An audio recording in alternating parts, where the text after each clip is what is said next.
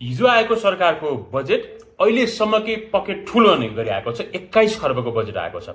सरकारको पकेट त अहिलेसम्मकै ठुलो भयो, त्यसले तपाईँ हाम्रो पकेटमा कतिको प्रभाव पार्ला, हाम्रो पकेट कतिको बलियो होला, यसबारेमा थोरै चर्चा गरौँ। यो सबैभन्दा ठुलो बजेटको फाइदा यसपटक चाहिँ प्रत्यक्ष देखिने गरी एउटा वर्ग छ, त्यो भनेको सरकारी कर्मचारी हुन्। सरकारी कर्मचारीको तलब न्यूनतम 40,000देखि बढीमा 1 लाखसम्म हुने अवस्था भएको छ। यो भनेको 2 वर्ष पछाडि वृद्धि भएको छ, 21% वृद्धि भएको छ। यसले कर्मचारीहरूलाई एकदमै राहत गर्यो। तर यसको बेफाइदा पनि हुनसक्छ, किनभने सरकारी कर्मचारीको तलब बढेसँगै जहिले पनि बजारमा अलिकति महँगी बढ्न सक्छ। अब यो एउटा चुनौती हो र कर्मचारी सरकारीको तलब बढ्यो भन्दैमा प्राइभेट सेक्टरले तलब बढाउँछ भन्ने ग्यारेन्टी हुँदैन। यसले चाहिँ सरकारी कर्मचारीलाई फाइदा, अरूलाई केही घाटा हुन पनि सक्छ।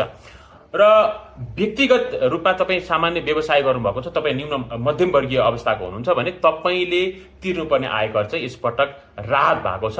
पहिले चाहिँ 6 लाखसम्म आम्दानी हुनेले छुट पाउँथे आयकरमा भने अहिले 10 लाखसम्म पुगेको छ। यदि तपाईँको 10 लाख तपाईँले कमाउनुहुन्छ भने 1% सामाजिक सुरक्षा कर मात्र तिरे पुग्छ, तपाईँले अरू धेरै आयकर तिर्नु पर्दैन। र आयकर पनि पहिलेभन्दा केही प्रतिशत घटाइएको छ। आयकर तिर्नेका लागि पनि यो पनि केही राहतको पक्ष हो।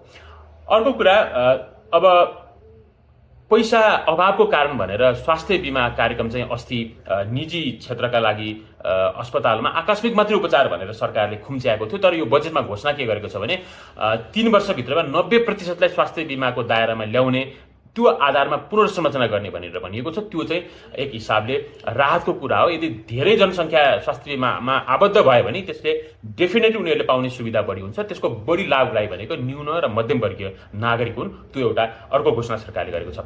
र यदि तपाईँ पुँजी बजारमा लगानी गर्दै हुनुहुन्छ, सेयर मार्केटमा भने तपाईँले क्यापिटल गेन ट्याक्सलाई नै अन्तिम कर मान्ने व्यवस्था भएको छ। तर त्यसको करको दर भने बढी छ, त्यसले तपाईँलाई अलिकति फाइदा पनि छ, बेफाइदा पनि छ। अनि अर्को कुरा, 360वटा वस्तुमा अन्तःशुल्क खास भएको छ। यसले चाहिँ केही सस्तो पर्छ, सामानहरू किन्ने सस्तो पर्न सक्छ। अनि आयात गर्ने कच्चा पदार्थको करमा पनि केही छुट दिएको छ। कच्चा पदार्थमा आधारित उद्योगहरूले चाहिँ सामानै सस्तोमा ल्याउनु पायो भने सस्तोमा बेच्न सक्छन्। यसले महँगीलाई केही कम गर्ने अवस्था हुन सक्छ। तर र अर्को कुरा, यदि तपाईँ स्टार्टअप बिजनेस गर्दै हुनुहुन्छ भने स्टार्टअपमा बिजनेस गर्नेहरूका लागि पनि केही राहत छ, केही समय केही कर छुट गर्ने व्यवस्था गरिएको छ। र अर्को कुरा चाहिँ, अलिकति तपाईँ यदि व्यापार व्यवसाय गर्दै हुनुहुन्छ भने 50 युनिटभन्दा माथि तपाईँले बिजुली खपत गर्नुहुन्छ भने तपाईँले भ्याट तिर्नुपर्ने अवस्था हुनसक्छ। यसले तपाईँको लागत बढाउन सक्छ। आधा जति चाहिँ चालु खर्चमा हाम्रो पैसा खर्च हुने भएको छ। 59% जति 12 खर्ब 70 अर्ब हाम्रो पैसा